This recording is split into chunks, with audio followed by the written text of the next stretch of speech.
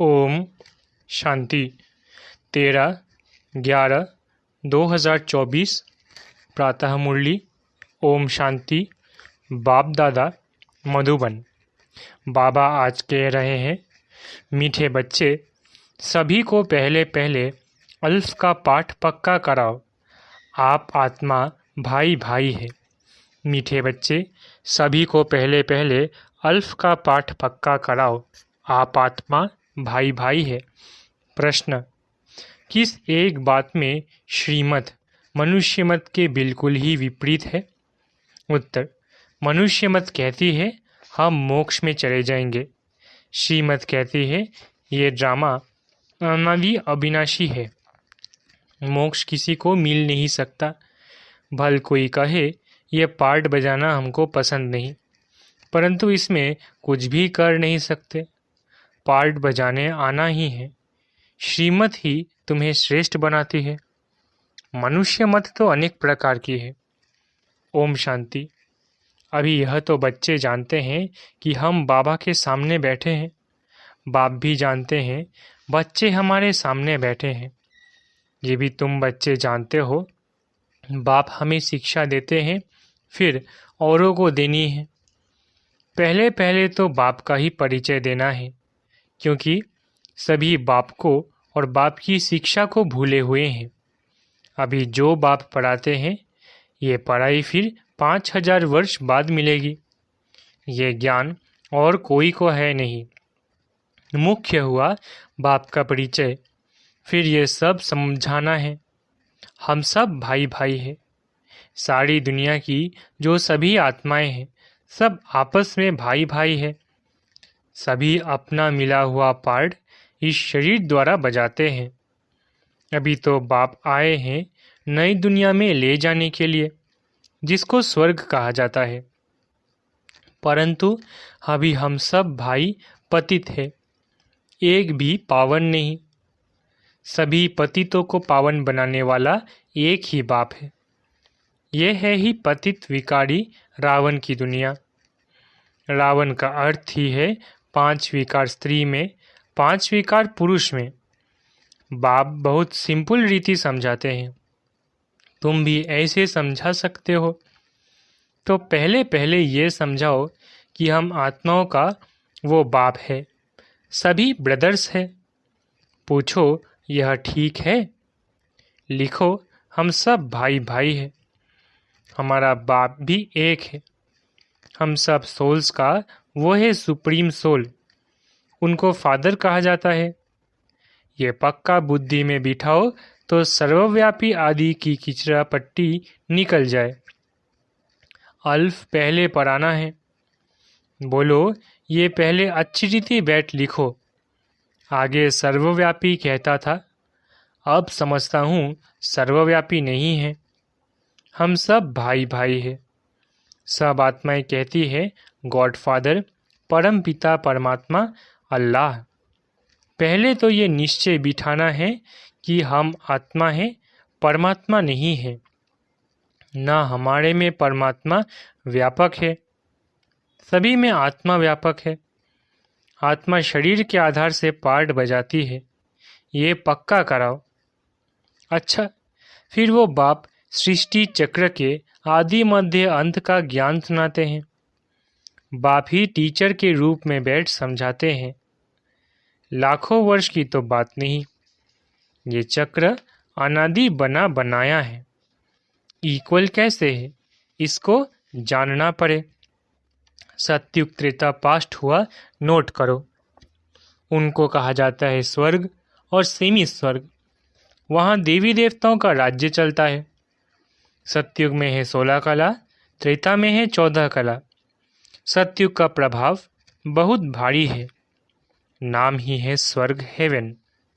नई दुनिया सत्युग को कहा जाता है, उसकी ही महिमा करनी है। नई दुनिया में है ही एक आदि सनातन देवी देवता धर्म। चित्र भी तुम्हारे पास है निश्चय कराने के लिए। यह सृष्टि का चक्र फिरता रहता है। इस कल्प की आयु ही 5000 वर्ष है। अब सूर्यवंशी चंद्रवंशी तो बुद्धि में बैठा, विष्णुपुरी ही बदल राम सीतापुरी बनती है। उनकी भी डिनाइस्टी चलती है ना। 2 युग पास्ट हुए फिर आता है द्वापर युग। रावण का राज्य। देवताएं वाम मार्ग में चले जाते हैं तो विकार का सिस्टम बन जाता है। सात्विक त्रेता में सभी निर्विकारी रहते हैं। एक आदि सनातन देवी देवता धर्म रहता है। चित्र भी दिखाना है, ओरली भी समझाना है। बाप हमको टीचर होकर ऐसे पढ़ाते हैं। बाप अपना परिचय खुद ही आकर देते हैं। खुद कहते हैं, मैं आता हूँ पतितों को पावन बनाने के लिए, तो मुझे शरीर ज़रूर चाहिए, नहीं तो बात कैसे करूँ। मैं चैतन्य हूँ, सत हूँ, अमर हूँ। सतो रजो तमो में आत्मा आती है। आत्मा ही पतित, आत्मा ही पावन बनती है। आत्मा में ही सब संस्कार है। पास्ट के कर्म व विकर्म का संस्कार आत्मा ले जाती है। सत्युग में तो विकर्म होता नहीं। कर्म करते हैं, पार्ट बजाते हैं, परंतु वो कर्म अकर्म बन जाता है। गीता में भी अक्षर है। अभी तुम प्रैक्टिकल में समझ रहे हो। जानते हो बाबा आया हुआ है पुरानी दुनिया को बदल नई दुनिया बनाने, जहाँ कर्म अकर्म हो जाते हैं। उनको ही सतयुग कहा जाता है। और यहाँ फिर कर्म विकर्म ही होते हैं, जिसको कलयुग कहा जाता है। तुम अभी हो संगम पर। बाबा दोनों ही तरफ की बातें सुनाते हैं। एक एक बात अच्छी रीति समझे। बाप टीचर ने क्या समझाया। अच्छा, बाकी है गुरु का कर्तव्य। उनको बुलाया ही है कि आकर हम पतितों को पावन बनाओ। आत्मा पावन बनती है, फिर शरीर भी पावन बनता है। जैसे सोना वैसे जेवर भी बनता है। 24 कैरेट का सोना लेंगे और खाद नहीं डालेंगे तो जेवर भी ऐसा सतो प्रधान बनेगा। अलॉय डालने से फिर तमो प्रधान बन पड़ता है, क्योंकि खाद पड़ती है ना। पहले भारत 24 कैरेट पक्के सोने की चिड़िया था, अर्थात सतो प्रधान नई दुनिया थी।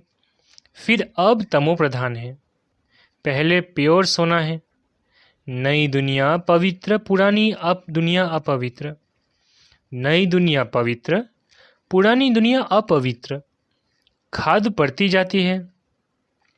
ये बाप ही समझाते हैं, और कोई मनुष्य गुरु लोग नहीं जानते। बुलाते हैं आकर पावन बनाओ। सद्गुरु का काम है वानप्रस्थ अवस्था में मनुष्यों को गृहस्थ से किनारा कराना। तो ये सारी नॉलेज ड्रामा प्लान अनुसार बाप ही आकर देते हैं। वो है मनुष्य सृष्टि का बीज रूप। वही सारे वृक्ष की नॉलेज समझाते हैं। शिव बाबा का नाम सदैव शिव ही है। बाकी आत्माएं सब आती है पार्ट बजाने, तो भिन्न भिन्न नाम धराती है। बाप को बुलाते हैं, परंतु उन्हें जानते नहीं हैं। वो कैसे भाग्यशाली रथ में आते हैं तुमको पावन दुनिया में ले जाने। तो बाप समझाते हैं, मैं उनके तन में आता हूँ जो बहुत जन्मों के अंत में है। पूरा 84 जन्म लेते हैं राजाओं का राजा बनाने के लिए। इस भाग्यशाली रथ में प्रवेश करना होता है। पहले नंबर में है श्री कृष्ण। वो है नई दुनिया का मालिक। फिर वही नीचे उतरते हैं। सूर्यवंशी, चंद्रवंशी, फिर वैश्य, शूद्रवंशी, फिर ब्रह्मावंशी बनते हैं। गोल्डन से सिल्वर, फिर तुम आयरन से गोल्डन बन रहे हो। बाप कहते हैं, मुझ एक अपने बाप को याद करो जिसमें मैंने प्रवेश किया है। इनकी आत्मा में तो ज़रा भी यह नॉलेज नहीं थी। इनमें मैं प्रवेश करता हूँ, इसलिए इनको भाग्यशाली रथ कहा जाता है। खुद कहते हैं, मैं इनके बहुत जन्मों के अंत में आता हूँ। गीता में अक्षर एक्यूरेट है। गीता को ही सर्वशास्त्रमयी शिरोमणि कहा जाता है। इस संगम युग पर ही बाप आकर ब्राह्मण कुल और देवी देवता कुल की स्थापना करते हैं। औरों का तो सबको मालूम है ही, इनका कोई को पता नहीं है। बहुत जन्मों के अंत में अर्थात संगम युग पर ही बाप आते हैं। बाप कहते हैं मैं बीज रूप हूँ। श्री कृष्ण तो है ही सतयुग का रहवासी, उनको दूसरी जगह तो कोई देख न सके। पुनर्जन्म में तो नाम, रूप, देश, काल सब बदल जाता है। पहले छोटा बच्चा सुंदर होता है, फिर बड़ा होता है, फिर वो शरीर छोड़ दूसरा छोटा लेता है। ये बना बनाया खेल है, ड्रामा के अंदर फिक्स है। दूसरे शरीर में तो उनको श्री कृष्ण नहीं कहेंगे। उस दूसरे शरीर पर नाम आदि फिर दूसरा पड़ेगा। समय, फीचर्स, तिथि, तारीख आदि सब बदल जाता है। वर्ल्ड की हिस्ट्री, ज्योग्राफी हूबहू रिपीट कहा जाता है। तो ये ड्रामा रिपीट होता रहता है। सतो रजो तमो में आना ही है। सृष्टि का नाम, युग का नाम सब बदलते जाते हैं। अब यह है संगम युग। मैं आता ही हूँ संगम पर। ये हमको अंदर में पक्का करना है। बाप हमारा बाप, टीचर, गुरु है, जो फिर सतोप्रधान बनने की युक्ति बहुत अच्छी बताते हैं।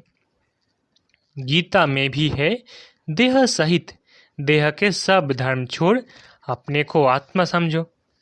वापिस अपने घर जरूर जाना है। भक्ति मार्ग में कितनी मेहनत करते हैं भगवान पास जाने के लिए। वो है मुक्ति धाम।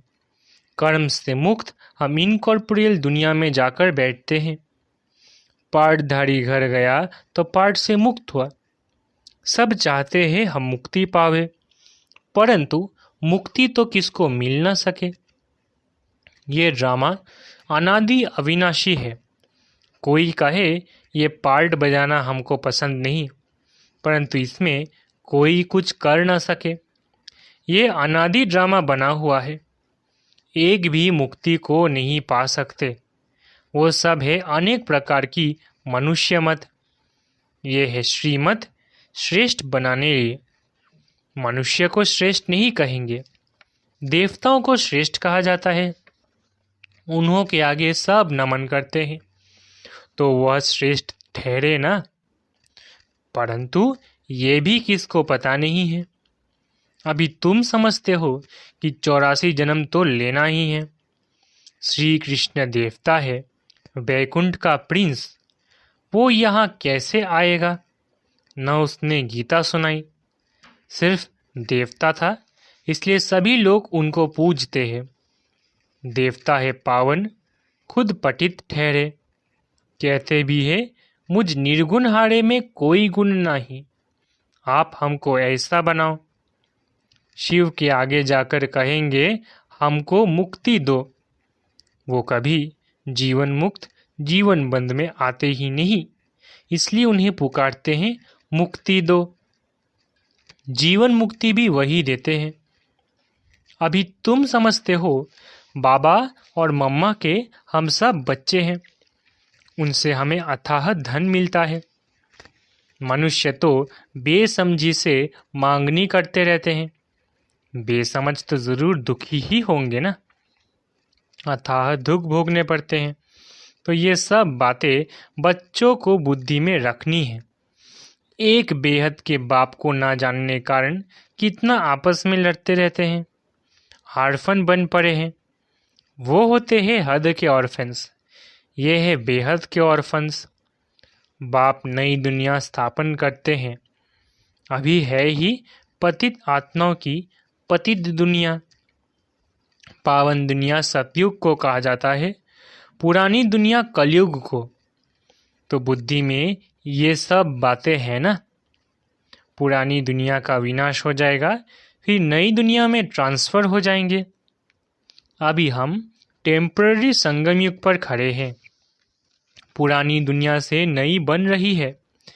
नई दुनिया का भी पता है।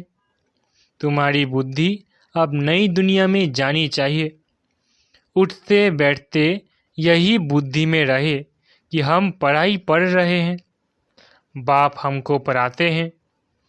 स्टूडेंट को ये याद रहना चाहिए, फिर भी वो याद नंबरवार पुरुषार्थ अनुसार रहती है। बाप भी नंबरवार पुरुषार्थ अनुसार याद प्यार देते हैं। अच्छा पढ़ने वाले को टीचर जरूर प्यार जास्ती करेंगे। कितना अंतर पड़ जाता है।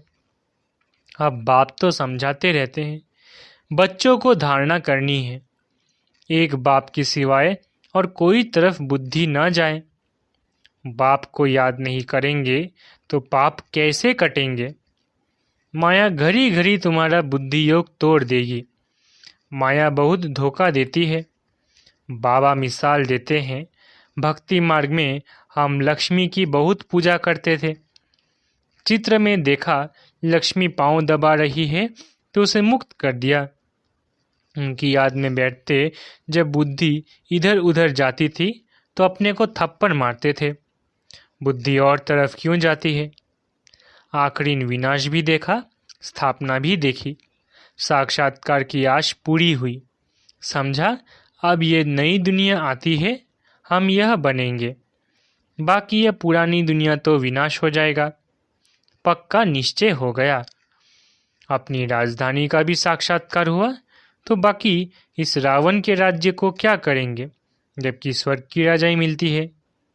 ये हुई ईश्वरीय बुद्धि। ईश्वर ने प्रवेश कर ये बुद्धि चलाई। ज्ञान कलश तो माताओं को मिलता है, तो माताओं को ही सब कुछ दे दिया। तुम कारोबार संभालो, सब कुछ सिखलाओ। सिखलाते सिखलाते यहाँ तक आ गए। एक दो को सुनाते सुनाते देखो अब कितने हो गए हैं। आत्मा पवित्र होती जाती है, फिर आत्मा को शरीर भी पवित्र चाहिए। समझते भी है, फिर भी माया भुला देती है। तुम कहते हो 7 रोज पढ़ो तो कहते हैं कल आएंगे। दूसरे दिन माया खलास कर देती है, आते ही नहीं। भगवान पर आते हैं तो भगवान से नहीं आकर पढ़ते हैं। कहते भी है हाँ ज़रूर आएंगे, परंतु माया उड़ा देती है, रेगुलर होने नहीं देती है। जिन्होंने कल्प पहले पुरुषार्थ किया है वो ज़रूर करेंगे, और कोई हट्टी है नहीं। तुम पुरुषार्थ बहुत करते हो, बड़े बड़े म्यूज़ियम बनाते हो। जिन्होंने कल्प पहले समझा है वही समझेंगे। विनाश होना है, स्थापना भी होती है। आत्मा पढ़कर फर्स्ट क्लास शरीर लेगी। एम ऑब्जेक्ट यह है ना। ये याद क्यों नहीं पढ़ना चाहिए। अभी हम नई दुनिया में जाते हैं अपने पुरुषार्थ अनुसार। अच्छा, मीठे मीठे सिकिलदे बच्चों प्रति माता पिता बाप दादा का याद प्यार और गुड मॉर्निंग। रूहानी बाप की रूहानी बच्चों को नमस्ते। हम रूहानी बच्चों की रूहानी माता पिता बाप दादा को याद प्यार, गुड मॉर्निंग और नमस्ते नमस्ते नमस्ते। शुक्रिया बाबा। धारणा के लिए मुख्य सार। पहला, बुद्धि में सदा याद रहे कि अभी हम थोड़े समय के लिए संगम युग में बैठे हैं। पुरानी दुनिया विनाश होगी तो हम नई दुनिया में ट्रांसफ़र हो जाएंगे, इसलिए इससे बुद्धि योग निकाल देना है। दूसरा, सभी आत्माओं को बाप का परिचय दे कर्म अकर्म विकर्म की गुह्य गति सुनानी है। पहले अल्फ का ही पाठ पक्का कराना है। वरदान, श्रेष्ठ प्राप्तियों के प्रत्यक्ष फल द्वारा सदा खुशहाल रहने वाले एवर हेल्दी भव। श्रेष्ठ प्राप्तियों के प्रत्यक्ष फल द्वारा सदा खुशहाल रहने वाले एवर हेल्दी भव। संगम युग पर अभी अभी किया और अभी अभी श्रेष्ठ प्राप्ति की अनुभूति हुई, यही है प्रत्यक्ष फल। सबसे श्रेष्ठ फल है समीपता का अनुभव होना। आजकल साकार दुनिया में कहते हैं कि फल खाओ तो तंदुरुस्त रहेंगे। हेल्दी रहने का साधन फल बताते हैं, और आप बच्चे हर सेकंड प्रत्यक्ष फल खाते ही रहते हो, इसलिए एवर हेल्दी हो ही।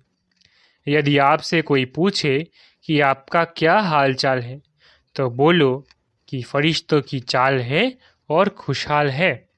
स्लोगन: सर्व की दुआओं के खजाने से संपन्न बनो तो पुरुषार्थ में मेहनत नहीं करनी पड़ेगी। स्लोगन: सर्व की दुआओं के खजाने से संपन्न बनो तो पुरुषार्थ में मेहनत नहीं करनी पड़ेगी। अच्छा, ओम शांति। शुक्रिया बाबा।